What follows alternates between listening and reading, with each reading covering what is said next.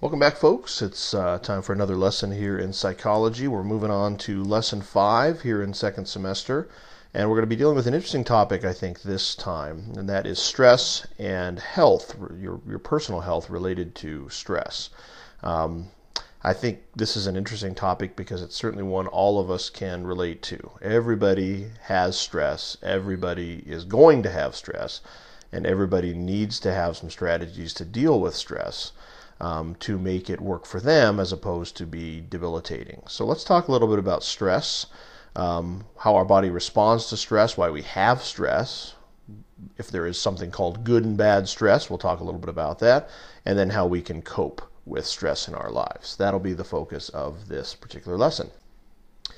And for our spotlight this time, we're going to talk about stress at the far end of the spectrum, the most stressful way that we can be, where it truly brings us down and makes us unable to function.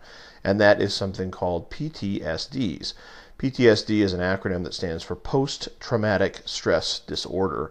And you may have heard of this. This is in the news a lot, and it was really in the news when we were actively fighting in Afghanistan and Iraq, because soldiers were coming back with this thing called post-traumatic stress disorder, and there was a lot of discussion about it. And some people didn't think it really existed, and some people thought that we weren't assisting the soldiers that were coming back with it very well. And anyway, it was a big conversation. So let's talk about what it is, first of all, so you understand what we're talking about, and then we can take a look at it a little bit more. So post-traumatic stress disorder is really the idea that it's an anxiety disorder based on some sort of horrific traumatic event. And we generally associate it with war and soldiers coming back from war because they've seen battle, they've seen fighting, they've seen death, they've seen injury, all those things, and they are unable to cope with transitioning from that kind of an incredibly stressful life and death environment back into, the quote real world. And so we see it in war, but it doesn't have to be in war. It can be any kind of a stressful situation. It could be a natural disaster. It could be a very, very stressful situation at home with a relationship. It could be lots of different things. And people respond and have a threshold for when they move into this category very differently. And it's really, like I said, it's an anxiety disorder, but it's an anxiety disorder that lasts for a long time, for more than 30 days, and you're seeing it both physically and psychologically. It is a situation where the person is focused on the event, can't even maybe articulate what the problem is. It leads to incredible depression, incredible inability to function. And unless it's dealt with either therapeutically in terms of like clinical therapy, going and seeing a psychologist, or with medication, or even a combination of both, the person will suffer with this for a long time. So, it's something that we definitely need to take a look at, and it's something that we haven't done a very good job at as a society. And part of that is because of our notion that we can deal with things. Americans see themselves as a very hardy bunch, that we don't need to see a psychologist, and we're tough. And oftentimes we do. Oftentimes we need to work through problems, and if they're not dealt with, they can manifest themselves in pretty ugly ways, either to the individual or the people around the individual. So PTSD is something we'll talk about a little bit later, but it certainly is appropriate for us to deal with given our current climate. All right, so let's go through some definitions. We all kind of know what stress is. I mean, we all have experienced stress, but let's really go through and define this. And there's several factors that can really go into a definition for stress. One is that there are these events that produce tension. So something happens that produces tension or stress in our lives. So stress could be defined as some sort of an event. So, your parents are getting a divorce, or your parents are separated, or you're getting ready to go off to college, or you're getting a new job, or there's a test coming up, or whatever any of those are all events that can produce tension and therefore stress. So we could look at stress in terms of something that is external to us that's leading to a response. And that's the second part of the factor, is the person's response to an event can be part of this, is how do I respond when I am dealing with some sort of a stressful event? So what are my coping strategies, essentially? And then the last one factor that we could look at would be, what's the perception of the event that we have? So do I see it as a stressful thing or not? Some people look at stress differently than others. So we're going to define stress for the course of this particular situation as our perception of an inability to cope with a tense situation. So if we have something that we have to confront, that we are having a difficult time coping with or dealing with, then that is stressful. Okay? And it doesn't matter if it's stressful, it's not stressful for somebody else. This is an individual definition. All right? The other thing we need to know is something called a stressor. A stressor is a stress-producing event or situation. So in some of the examples I gave you, the test that's coming up, that's a stressor, and then it's producing stress in you. Okay, so we're going to use these terms. I want to make sure you understand what they mean. Okay, so one of the things that's interesting to talk about related to stress is the concept of good stress versus bad stress. And this is kind of confusing because there's really no good versus bad stress. There's just stress. It's really how we deal with it and how we respond to it that is either good or bad. And the little picture I have here I really like, with the idea of stressed is dessert spelled backwards, which really kind of goes to the idea of that you can make a good out of anything if you really try hard enough. So look on the bright side, glass is half full, all that kind of good stuff.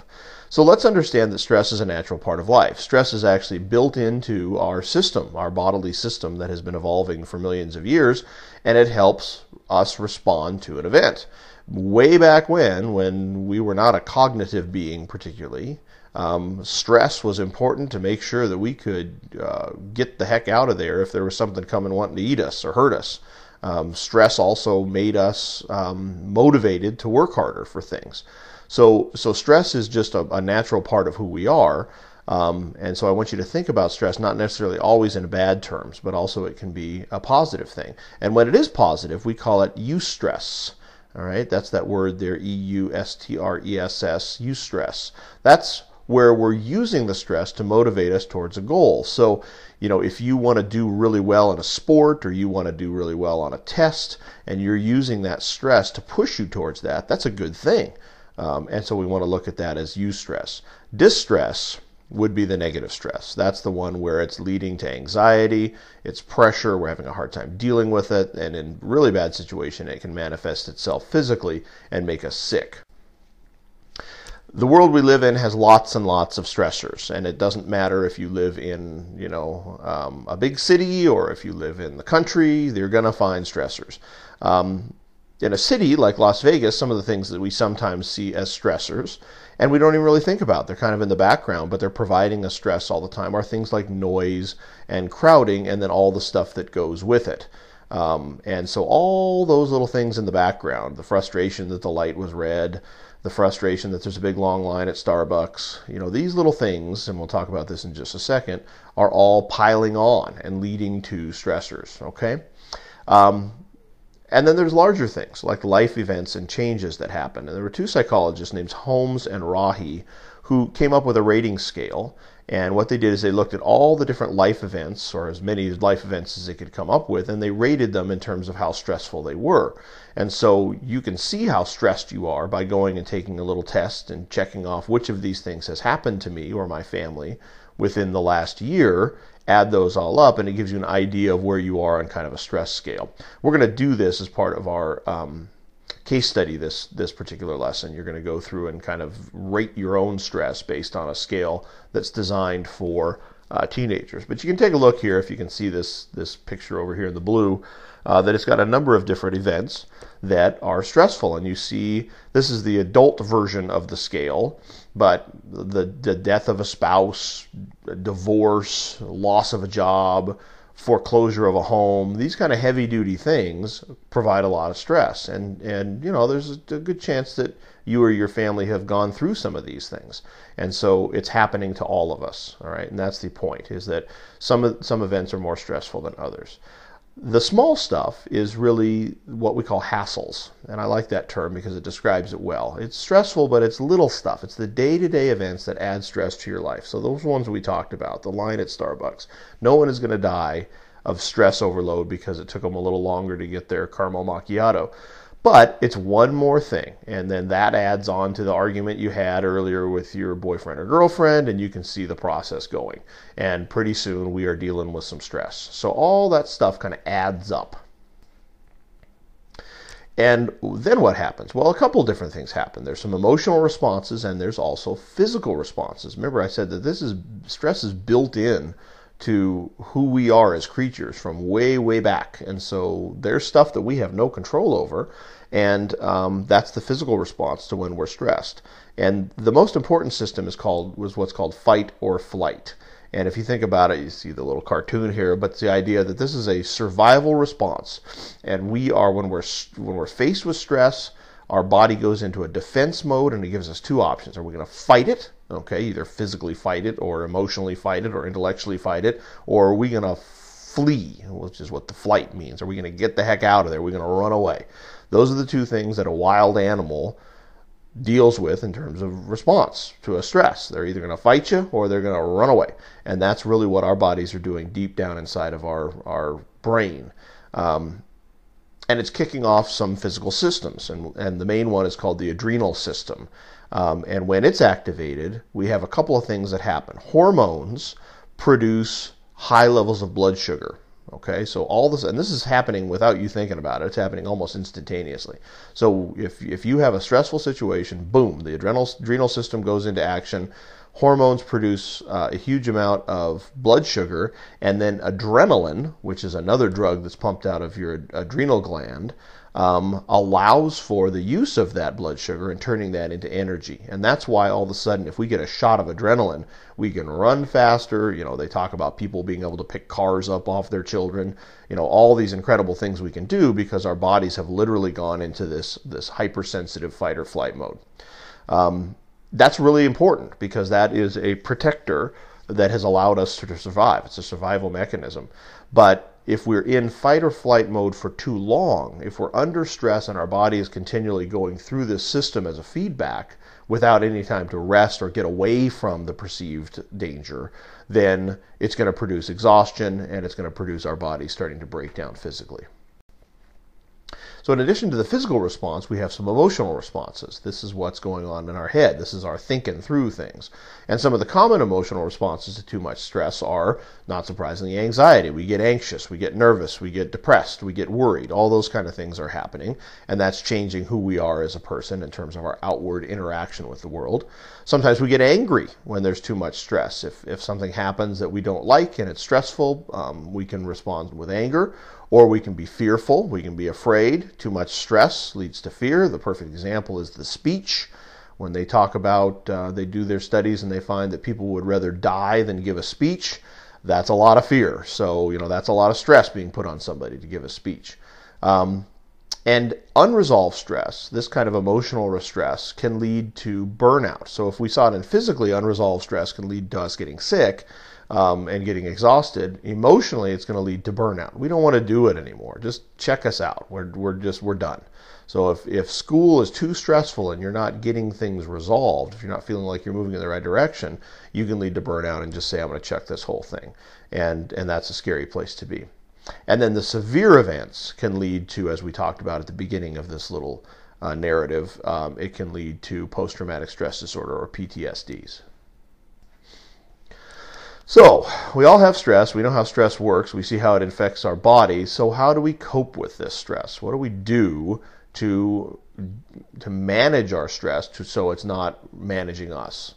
And there's a couple of different strategies. And your book does a pretty good job of this. And also in the case study, I'm going to give you a couple links where it's going to go through some active coping strategies. And I think it's probably the most important part of this lesson for you to focus on, because, in addition to wanting to go through the lesson and do the assignment and all that good stuff like you do for school, these are actual skills that you're going to use in life, and it's important. And I use them every day or don't use them well, depending on where I am in my own head. But regardless of where you are, what you do, and how old you are, you're going to deal with stress and you're going to need to cope with it. So I'm going to implore you to please go through and make sure that you take a look at some of these coping strategies, the specific ones. Generally, I'm going to talk about them right now, but some specific strategies, and find which ones work for you. Okay? So the first one is what's called hardiness. And hardiness is just saying, let's look at stress differently. Let's say that we're going to use the stress to face the challenge.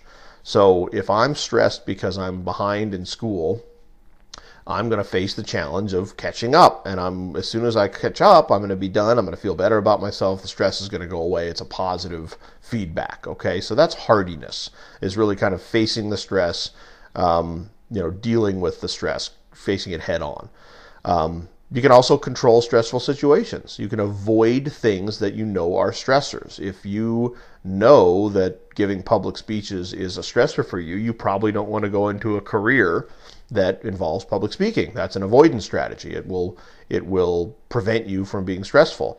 You have to be careful about that. You don't want to avoid everything so you become kind of shut off from the world.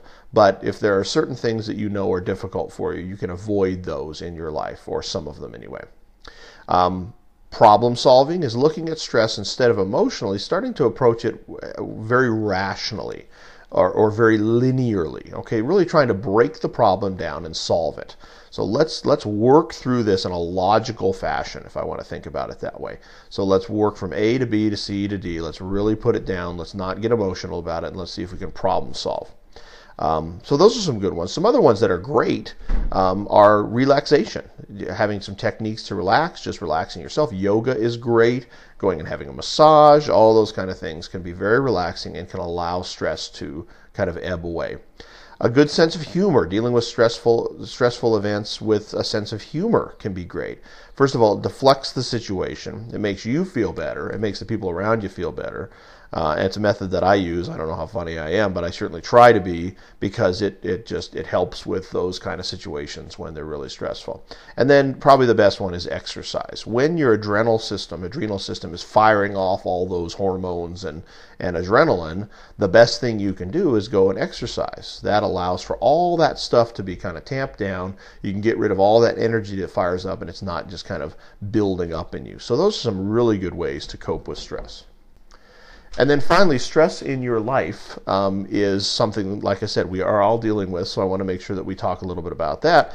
And for you specifically, there are some things that are coming up that are really important for you to think about. You're going to be having, within the next few years, regardless if you're a freshman or a senior, some pretty important life decisions that are starting to hit you.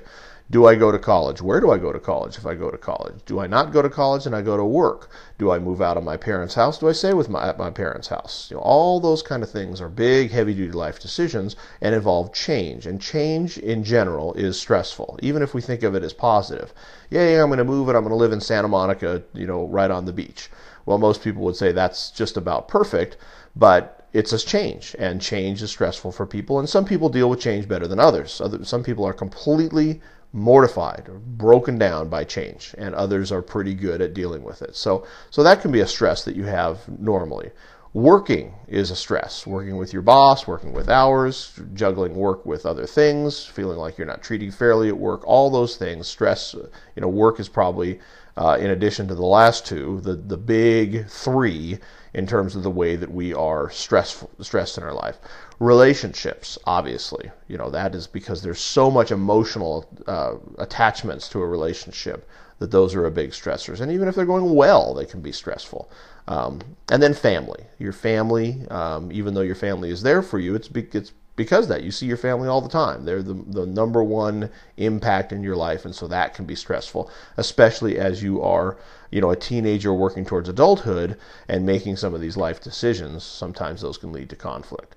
So there's lots of stress. I guess my point to you would be, let's take a look at stress. Let's manage stress as best we can in terms of coping with it. Let's understand it for what it is, and let's try to turn it into a positive thing, if at all possible. So once you're done with this little lecture, what I would recommend you do is go into the case study and your reading, and that's going to give you some more information specifically about this topic, and then about how you are being stressed and how you can deal with it.